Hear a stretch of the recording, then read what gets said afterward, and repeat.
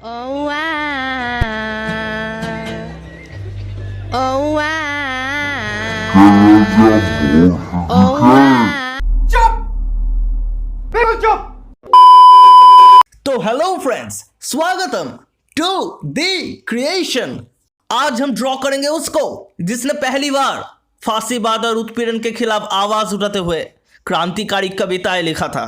Drawing करेंगे अखंड भारत का सबसे पहला रिबल पोएट यानी कि विद्रोही कवि और वर्तमान बांग्लादेश का नेशनल पोएट काजी नजरुल इस्लाम का पोर्ट्रेट।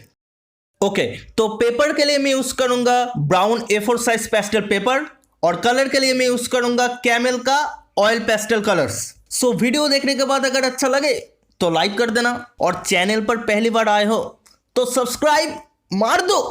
Let's start.